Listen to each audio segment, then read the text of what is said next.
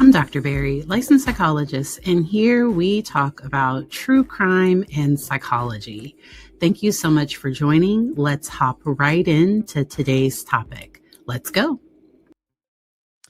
Welcome. This is my fourth video covering Colin Gray's trial. So I have my prior coverage down in the description. Please know today I'm not going to play back any of his testimony. So we are just going to talk about the testimony. And I would also like to talk about parental alienation. So that's going to come a little bit closer to the end. Please let me know if you all have questions as we go. Really excited to break down this testimony because it was difficult to watch. The direct testimony, but the cross examination, because Colin Gray blames everybody for everything. And the state did a phenomenal job. Because they would point out discrepancies between what he was saying on the stand and what he had said in prior testimony or prior interviews that he had given. And they just queued up his former words. They queued up when the police came to talk to him, when Colt, his son, was in elementary school, and they were trying to see what happened with that FBI investigation. Like, all of those things happened. It was elementary or middle. Could have been middle school.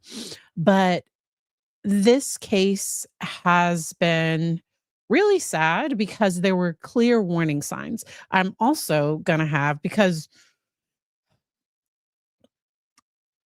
the defense ends their redirect with something to the effect of, were there any reasons why Colt shouldn't have had access to a gun? And I think Dad had the nerve to say no.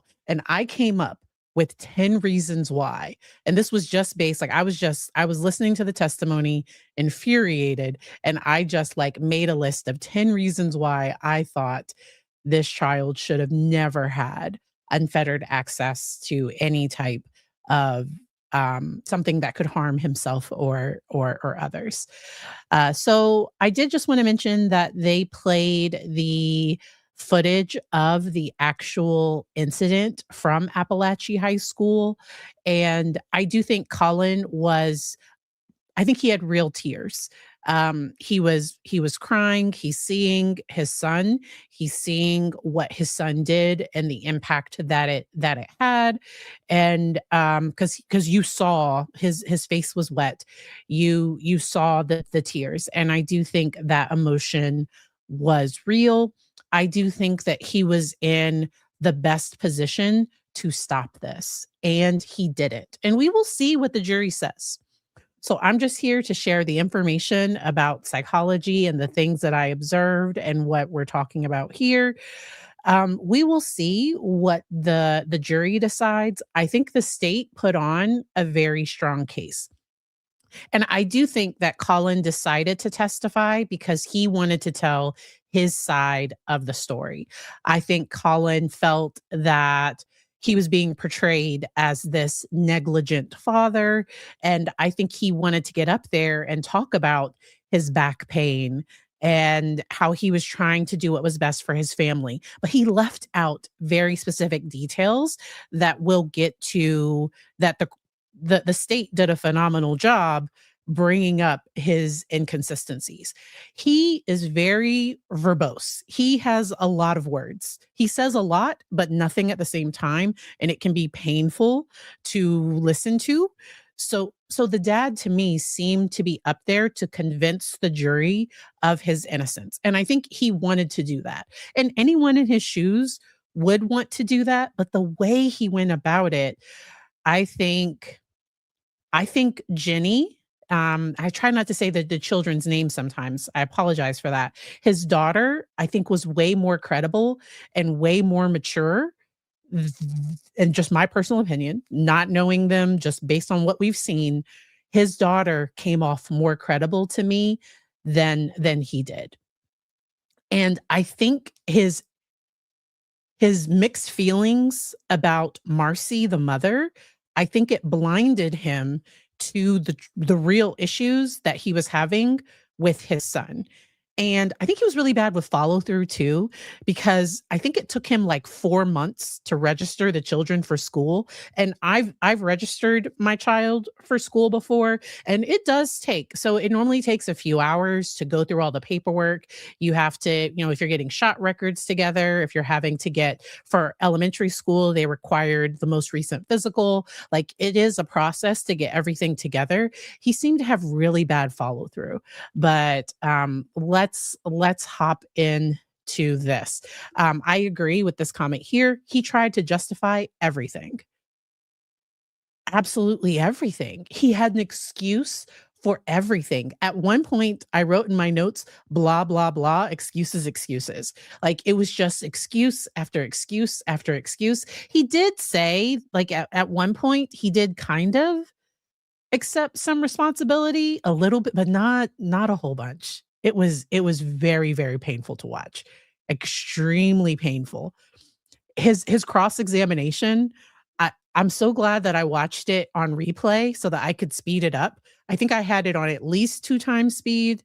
Might have been 1.5. It was 1.5 or 2 times speed, but it was and I stuck through it for you all because I was like, I wanna talk about it with you all. So I endured it so you don't have to.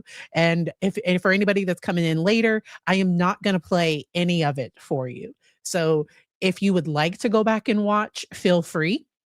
Trial Coverage Live did a phenomenal job. So Trial Coverage Live, they did, that channel did a really good, they do summaries.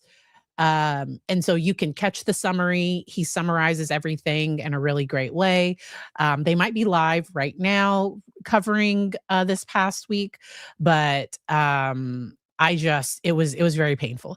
So he starts out with the fact that he had, so he goes into his history. The part that was interesting to me, that he had a history of multiple back surgeries, and he ended up on pain medication, and he lost his medical insurance and ended up in a receiving support through a methadone clinic, because anytime he tried to reduce his prescription pain medicine, he would start to have withdrawal symptoms. And um, that is what becoming dependent on a medication, if you experience with withdrawal symptoms, your body has become dependent on it. But if you take traditional pain medication, so the opioids, if you take them as prescribed for more than a week, your body will build up this like you'll build up a dependence on it. And when you stop taking it, or when you cut back, you feel sick. Now it's easy. Now, the person can stop cold turkey.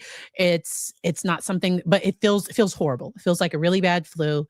It's similar to a stronger substance, schmugs, I think we say here on the tube.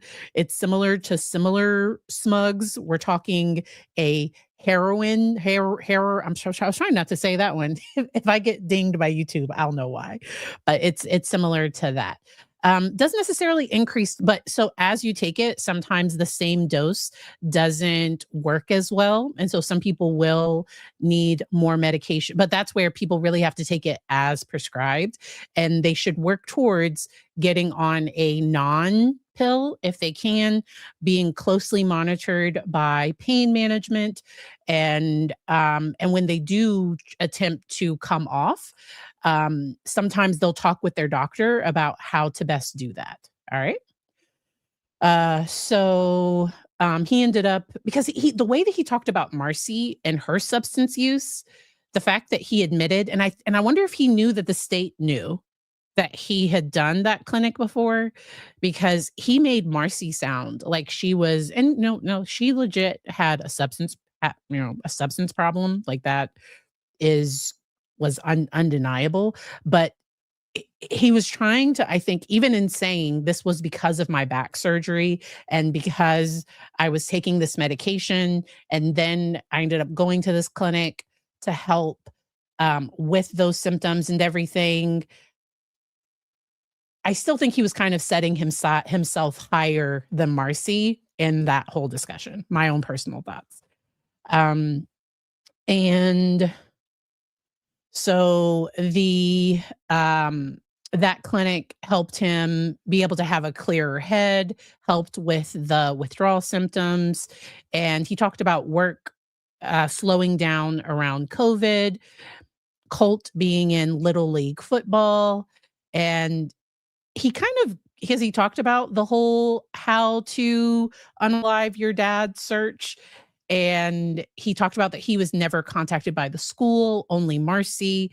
And he found out about it months later. But it wasn't like he never found out about it. Like, he still knew that that had been done.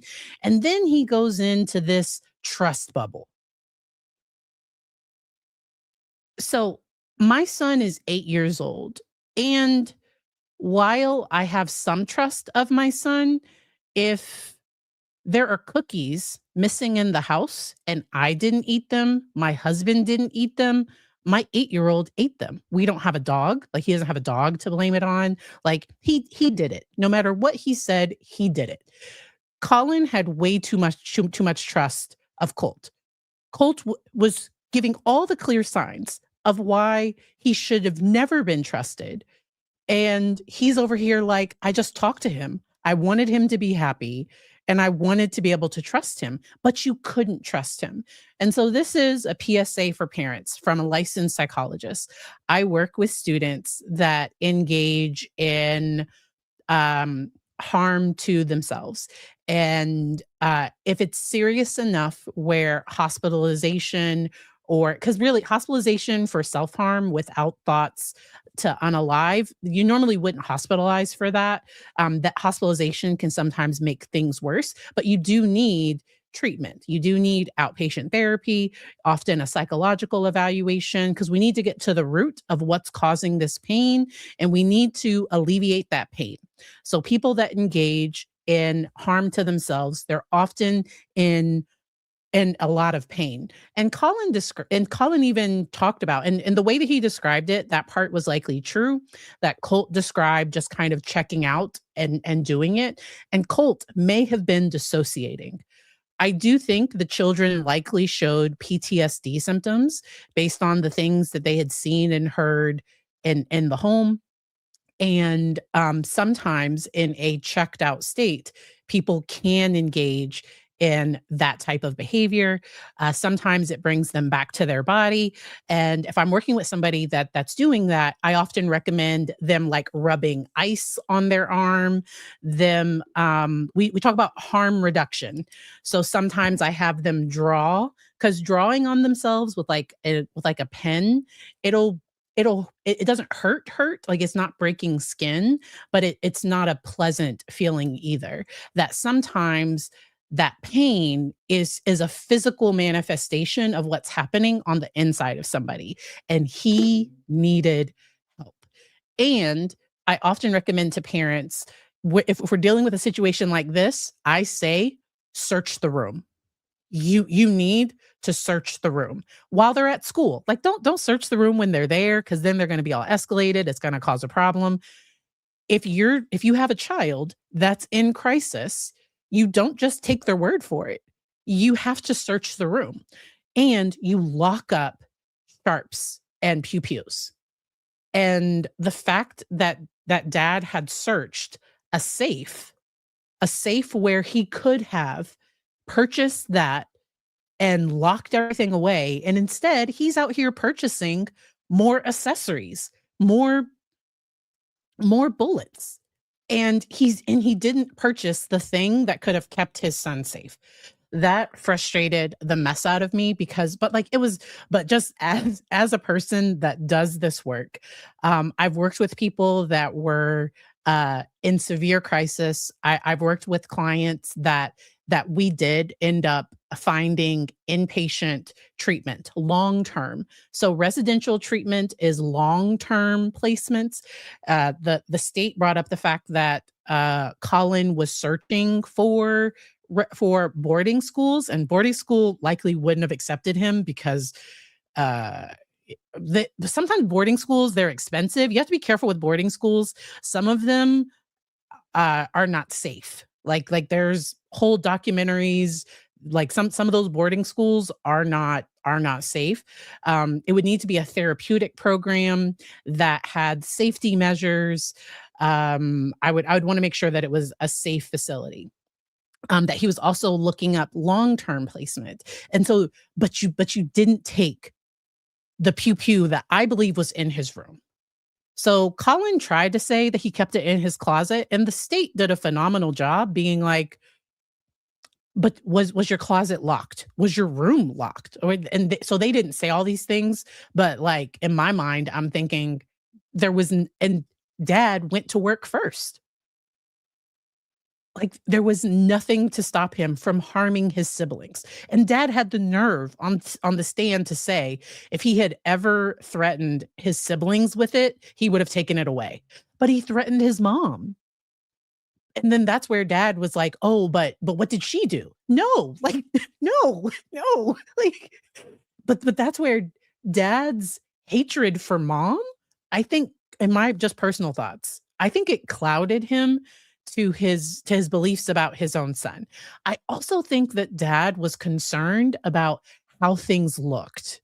And so dad makes more money than I do, because I think dad was making $7,000 a month as a license. I don't bring home 7,000. I make good money, but I'm not bringing home 7,000 a month.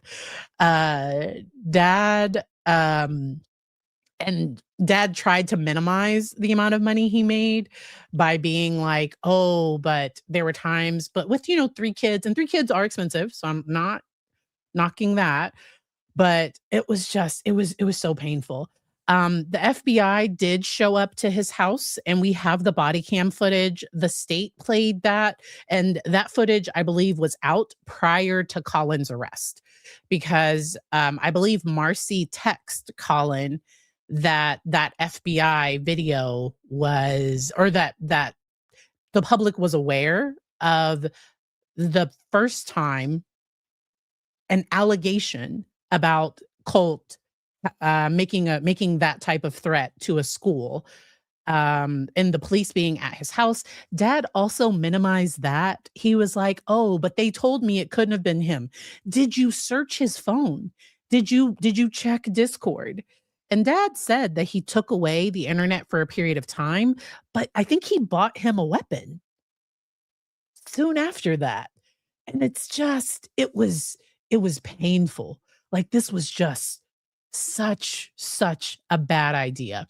I'm glad. I live in a very nosy community. And when I say a very nosy community, so I've mentioned here online that one of my neighbors, and not like a close, so like somebody that goes to my child's school, and we're in the same Facebook group, her child came home and said they overheard a student say they were going to bring a pew pew to school or like they were going to bring a pew pew to school.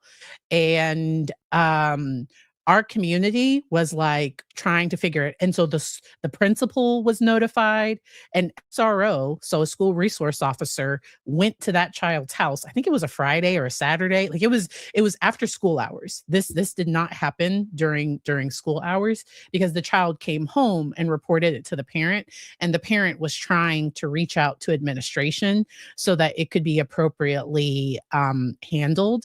And an SRO, school resource officer, immediate. And so, and in our area, a school resource officer is a police officer, went out to the home to investigate the issue.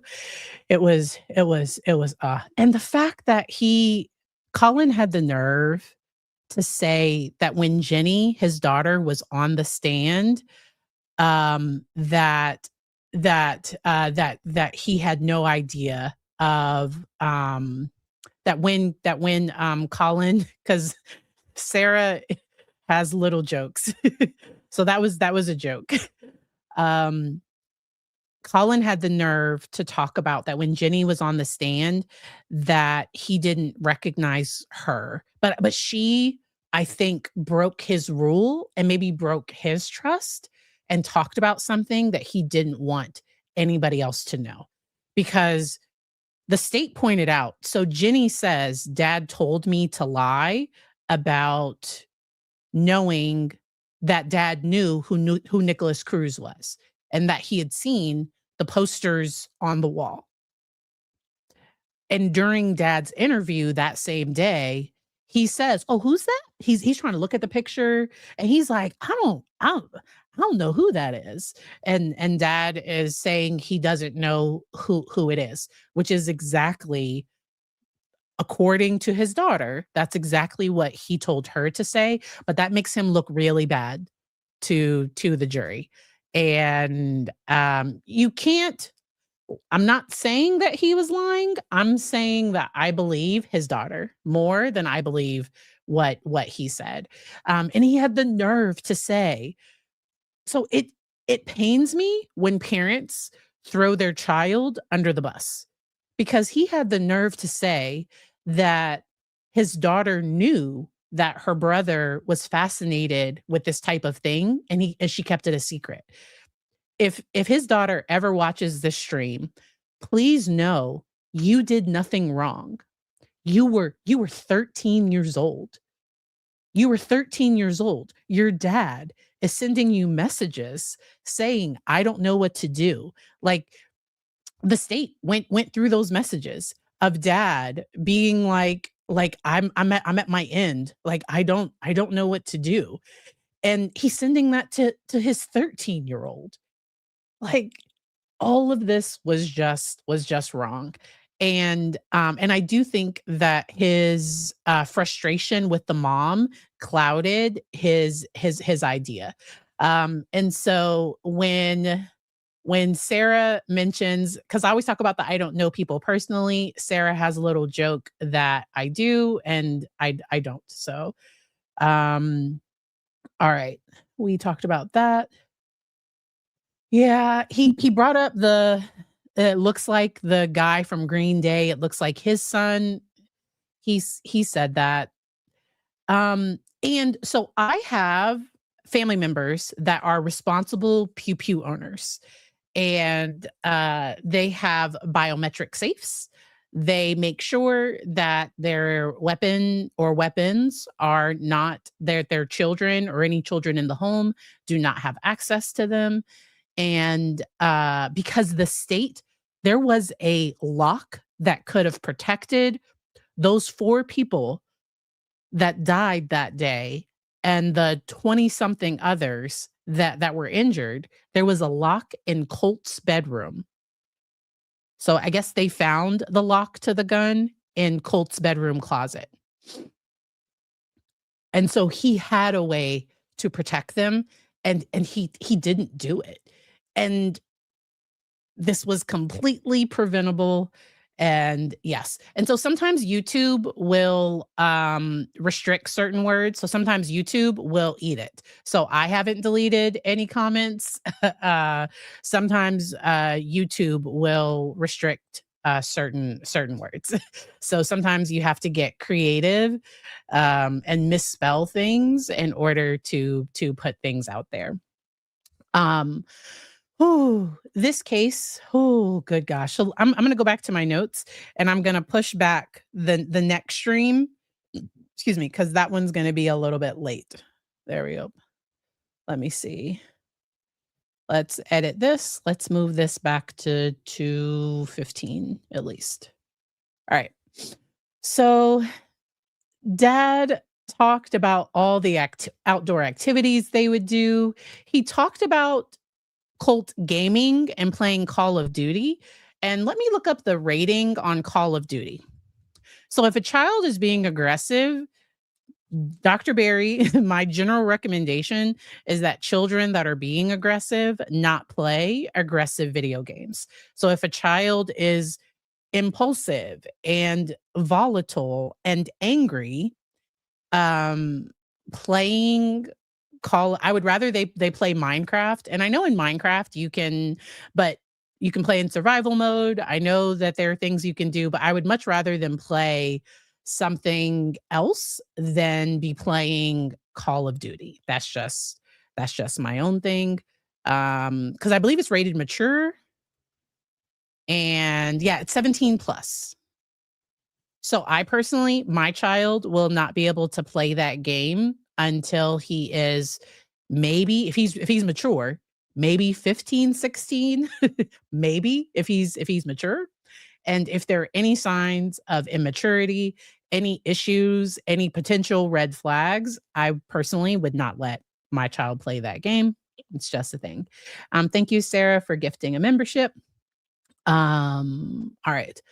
Let's see. Because I think dad bought him a pew pew that looked like one of the weapons inside of Call of Duty. Okay. Oh, and then dad talked about the greatest day of his life was when Colt shot his first deer. And did they share a picture of that? I did. I wasn't. I was listening and taking notes. Um, and I don't know how that helped him, or maybe just how proud. And because dad kept talking about that they bonded over the weapon, and that they bonded in hunting, and but this kid had so many red flags. I don't think that was a good idea. Those are just my thoughts.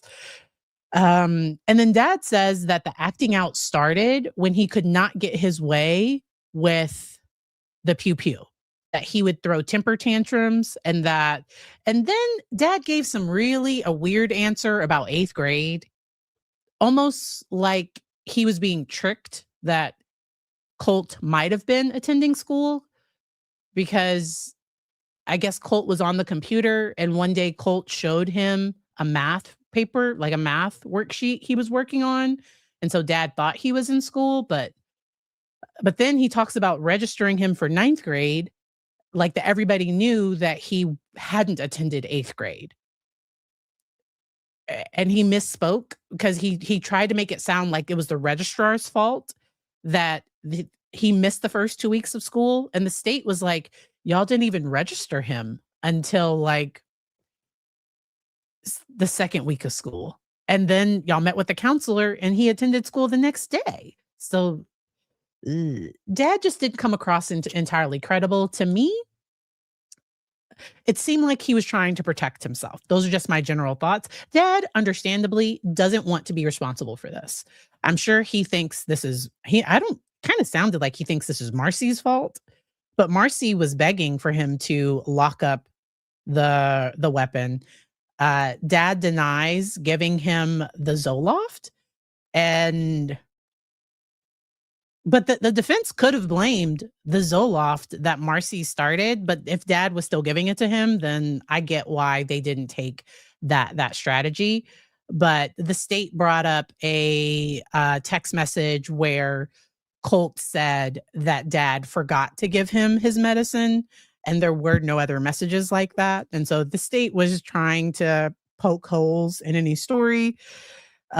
He mentioned that Colt got upset about a wrong order from McDonald's, and that was the fight between him and his mother, and that Colt said that his mother was like, he could smell alcohol on her breath. Okay, but he wanted to stay with his grandmother. And then dad minimized Colt cutting up the couch and breaking windows in the grandmother's home. And the fact that grandmother's husband, Papa Charlie, that he called the police on Colt. And when I think Colt did property destruction, and he desperately needed help.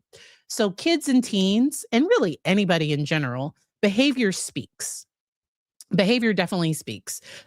Was Colt smarter than his dad? So I think Colt knew that dad didn't like mom.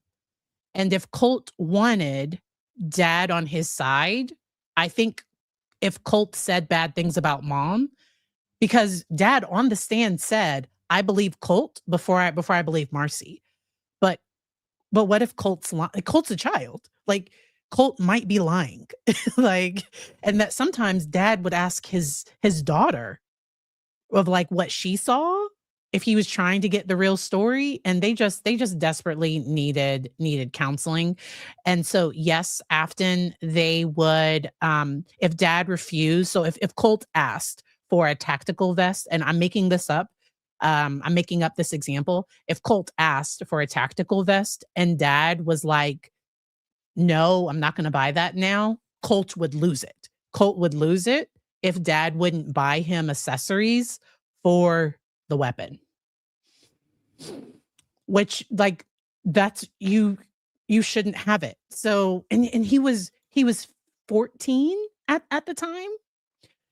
So this was between the time he was maybe 12 and 14 years old. He's having tantrums when he doesn't get his way. And we're letting him keep a weapon in his room. And the state shows the pictures of Colt with the pew pew in dangerous, like with in dangerous positions. And dad says that he was never aware of it. Something else that I recommend when families are in crisis, when a child is in crisis. So privacy is important, but safety trumps privacy. Now, if my child is giving me no issues, no reason, I'm not going to look through their phone. But I'm not going to give my child under the age of 15 a phone with internet on it. Like, that's just, I don't recommend it. I like those bark. I like there are certain phones where it can call, it can text, but it doesn't do social media. It doesn't have unfettered access to the internet. I'm an adult, and right now I'm planning a Disney cruise, and every minute of my free time, I'm like constantly like and so I am sleeping, but very late at night, I'm like watching YouTube videos. Like, I'm super excited. And the cruise isn't until next year. I have hundreds of days, and I'm 43. I'm 43 years old. And sometimes I don't need unfettered access to the internet. Was he scared of him, or did he hate the discipline? So what dad said on the stand is that he wanted him to be happy. Dad desperately wanted him to be happy, but it sounds like dad was kind of checked out. The way that the daughter described it is home really wasn't like a family, and that they kind of all did their own thing. Dad was in his room, Colt was in his room, and I think dad was probably annoyed. I don't know that for sure, but he doesn't seem like somebody that takes care of stuff. Like, it seems like he's somebody that's just like, it'll be okay. It'll be okay. It'll be okay. But the stuff under the rug is like, you can't walk into the room anymore because of all the stuff that's under the rug. And so, are there services available for parents who can't cope? Yes. So, I started my clinical practice because I love working with children. Then the Rona hit in 2020, and I was like, "Oh, these parents need help." With parents, where we're at home all day, every day, trying to work, trying to school their kids, so I shifted my practice to working more with adults. So a large part of my practice is working with new parents, working with young parents, working with parents that are overwhelmed, working with parents that are in difficult co-parenting situations. Because I wish that dad had his own therapist. Doesn't it seem like dad could have used his own support, his own therapy? Like, Colt needed a therapist. The daughter needed a therapist. I'm pretty sure the youngest kid, he probably could have used somebody to talk to too.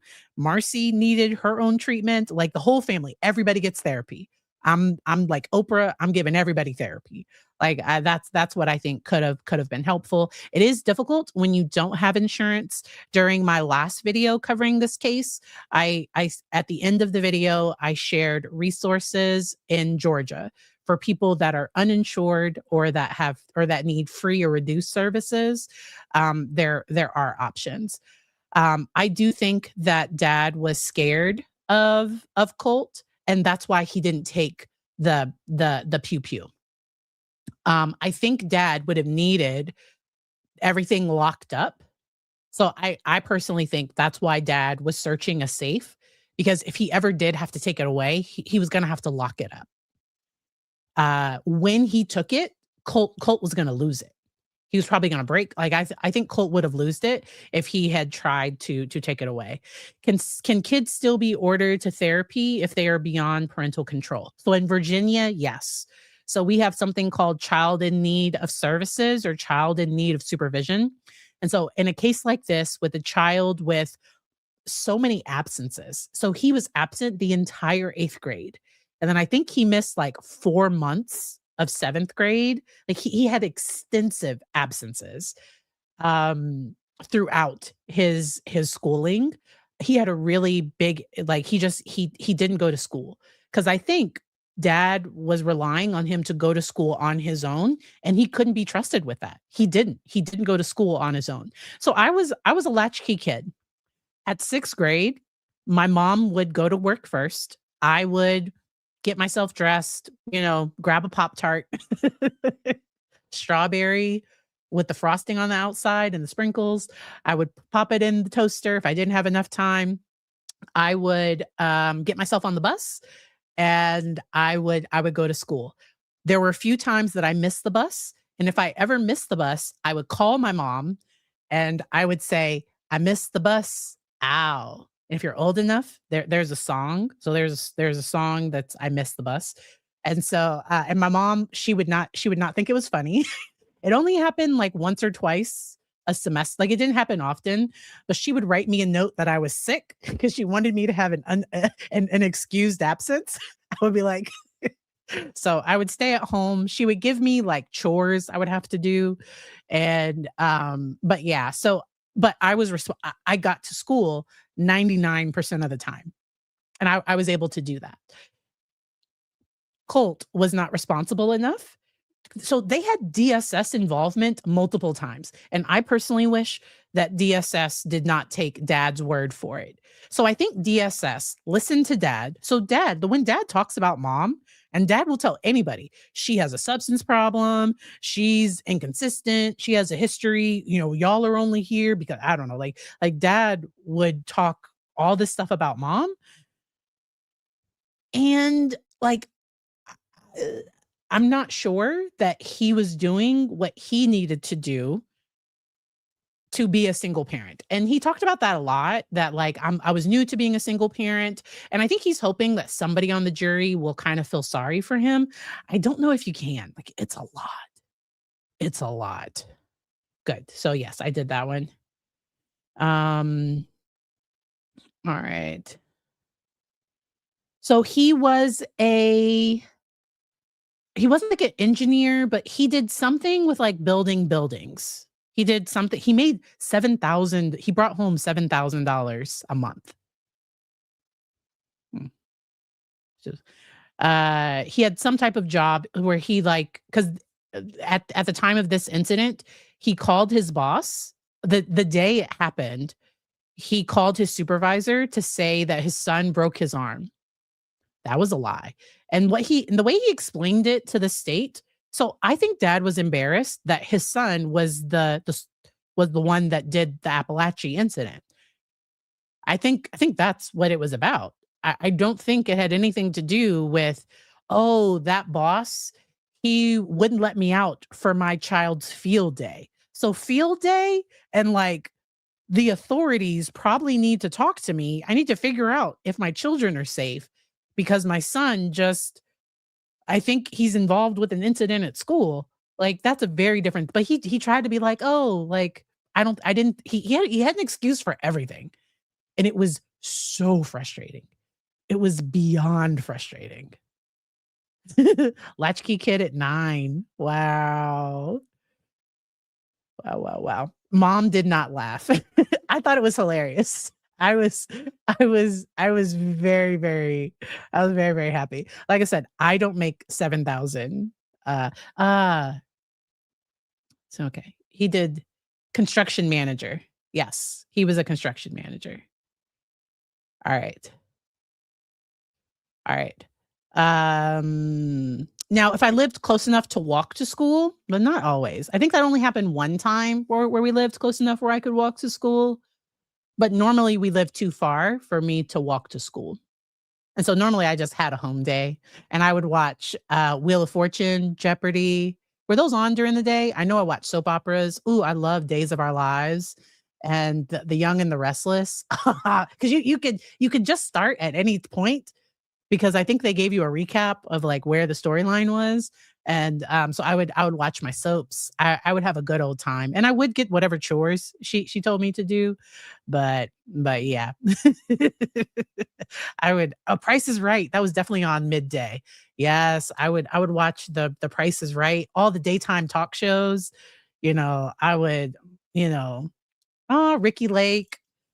I think it was Montel. I think that was one of the shows. But yeah, I would do all of that before mom got home. All right. So cross-examination, I just put painful. It was just painful. So Colt's behavior problems elementary school started in at least second grade. He was emailed 13 times about Colt's behavior, including aggression to other students and property destruction in second grade. In second grade. And so his whole thing of like, I don't know where this came from. No, like Colt had a consistent behavior issue. So when we talk about what possible diagnoses Colt might have, in the back of my mind, so sometimes trauma can present like ADHD, but I would want to rule out ADHD. I would also test for PTSD, um, mood disorder, depression, anxiety. I don't think he was bipolar. I don't think he was schizophrenic.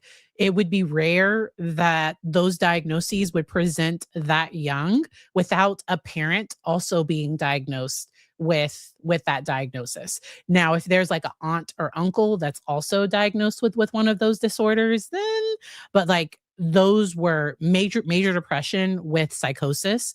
Those were some of the things. Dad talked way too much about Marcy's problems with the children. And because it's my understanding the children knew exactly what drugs mom was using. They knew way too much information. But I think that was kind of to get the kids on dad's side. And that's where that parental alienation. Now the kids still love their mom, like they wanted to see her, but I think dad liked being the one they relied on. And of the two, he might have been more, but it's just, it was tough. So, towards the end, Colt talked about hearing voices that, let me pull up that slide.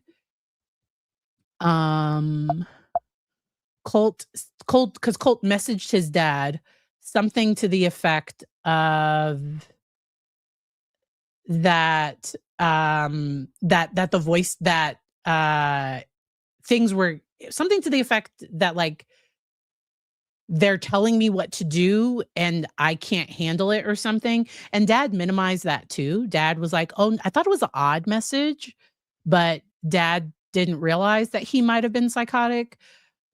And dad was like, "Oh, I thought that was because," and for something else, dad thought that it was because Marcy had threatened to harm him. And it was just the whole thing. It was so painful.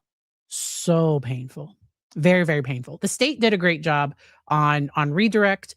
They pointed out the fact that dad had been evicted twice. Once for owing over $10,000, but in his interview, he blamed Marcy, that Marcy had an argument with the landlord. And even in that redirect, dad was like, "Oh, well, she was controlling the money." So it was on, but then when he was controlling the money, he also got evicted from a different property. Like I think dad was just bad with adulting. I think that was just tough. Is Lisa in the chat? I'm not sure.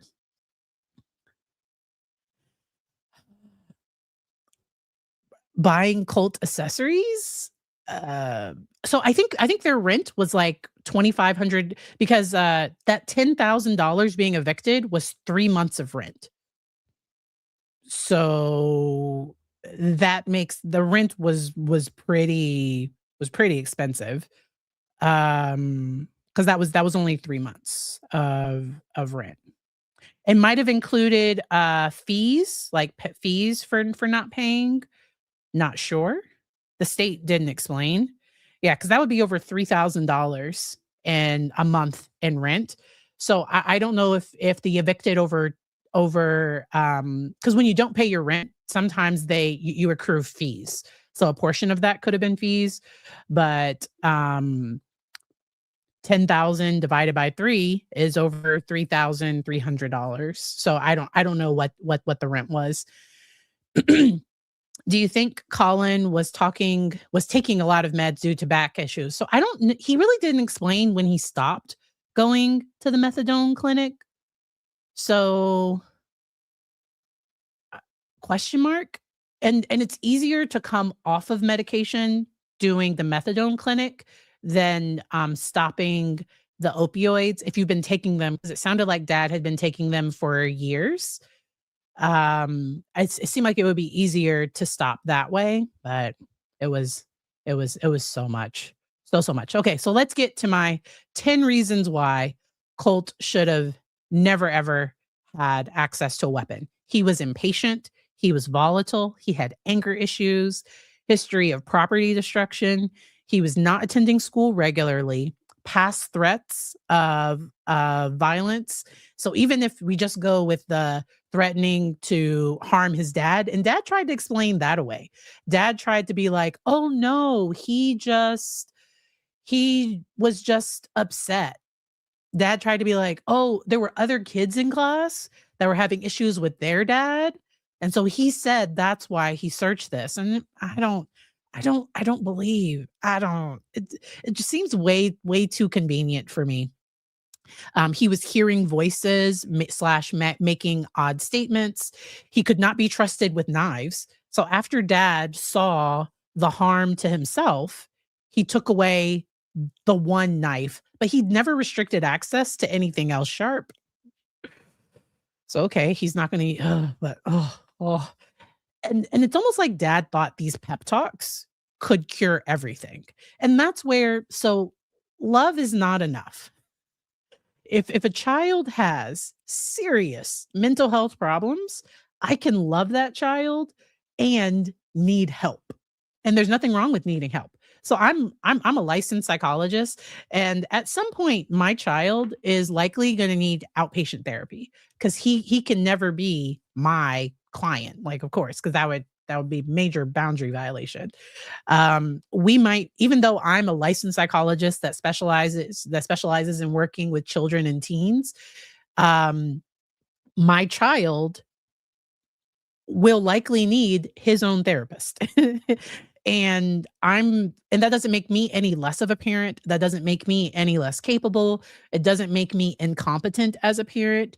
That makes me actually really diligent. So right now, by the summer, so I want to get him assessed for ADHD. So I went all of my life without a diagnosis. I'm pretty sure my kiddo has some budding neuro spiciness. And so this summer the plan is to get him evaluated. You cannot love them out of things. And I think dad thought his love was enough. But and just giving him whatever he wanted. If dad could just make him happy, he would snap out of the depression. If he could just shoot another deer, that he would be so happy. If he could have this purpose and mission and hunting for these coyotes or whatever, then he was going to snap out of it but this kid hated school, likely had some type of learning disability, because they kind of snuck that in. They really didn't go into that much. But somebody on the stand, y'all know I'm bad with people and names, but somebody on the stand mentioned finding out that he had an IEP, an individualized education plan. And I wonder if the school did a behavioral plan for him because of how many behavioral problems he had. And we that never came through. And it could have been prejudicial to dad for that information to come in. But somebody slipped in that he had an IEP in the past. And dad tried to make it sound like he reached out to the school to get help, when really, after the panic attack, the school counselor was the one that referred him to that swamp. I feel like it was like swamp. It was referred him for a social work referral, and that's how he was referred to that counseling program that could work at the school. It was just tough. It was just tough. I'm bad with people, places, names, things. I'm bad with all those things. So some more reasons why, I have two more reasons why Colt should have never had access to a weapon. He was not trustworthy. According to dad's own testimony, he lied about being in school, lied about going to school, was demanding when he didn't get his way. Colt was not trustworthy and should not have had his dad's trust. I can love my kid and know he's a little like, he's not getting his needs met the right way. Cause I think all Colt had to do to get dad on his side is say, oh, well, mom, like all he had to do was get, cause we call that triangles, where it's like, and so it should never be the kid and one parent against the other parent. That's harmful to children, and it's a whole thing. And then lastly, he was fearful and thought people were out to get him. He had that history of bullying. He had no friends and no in-person social connections. That's a huge red flag. And so those were just the list I could come up with off the top of my head. Because the defense asked after cross-examination, the defense got to ask him questions again. And so the defense was like, was there any reason you would believe that your son was capable of this? And I'm sitting back, but I'm a licensed psychologist, so I do this for a living, but I'm like, oh, there were all the red flags. Like all the red flags, history of physical harm by a parent, conflict, like history, all the red flags that you would look for. He had them all. Did you believe he was capable of harming anyone with a pew pew? And then dad gave some like explanation about his special bond with him, and it was infuriating. It was absolutely infuriating, and it was just painful to watch. And so that's my own personal belief. No child, because it only takes a moment. So children don't have fully developed brains. And so a child that has no signs, that has no issues, in the heat of a moment, they get into a bad argument with somebody at school, they can go for something that they have access to and harm somebody in a devastating way. Yes, child? 2:30. I think it's downstairs. How about like We're negotiating. like Scratch and Junior? You can get on that now. Scratch Junior? Okay.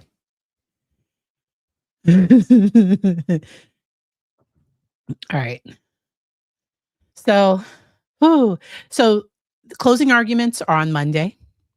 I think the state is probably going to get up and be like, he said it. Like in Colin's own words, his son was angry. He was volatile. He didn't know what to do with him. He was searching facilities for him. The state tried to point out the fact that when Marcy was searching, because I think Marcy was concerned about a possible school incident before the incident happened. When Marcy starts researching Ethan Crumbley's parents, I covered that case here. I covered Ethan Crumbley, Jennifer, and James, the parents that were both. And I think Jennifer is going to, one of them, I think it's Jennifer. I think it's the mom that was granted a new trial for some reason. I don't know. I could be wrong. But that was the first case where parents were held responsible for their child doing a school incident. I hope more states make it illegal for children to have unrestricted access, because there's nothing wrong with taking your child hunting. Nothing wrong with that at all. Nothing wrong. But I don't think somebody that can't buy cigarettes, so at the age he was when this happened, Colt was 14 years old. He couldn't have a learner's permit in Virginia, probably in Georgia either. In Virginia, it's 15 and a half to have a learner's permit. But he had an AR in his bedroom. And so when dad finds out this incident happened, he doesn't run to the school. He goes home to look to see if everything's there. And so we'll see what the appeal was denied. Cool. Not cool, but like her lawyer, I was not a fan of her lawyer. Not at all.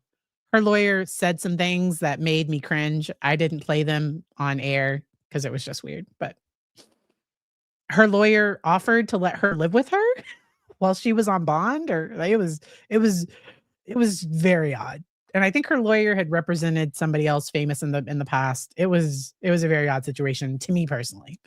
So, strategies to protect children without attacking the other parent. Maintain a neutral, loving haven.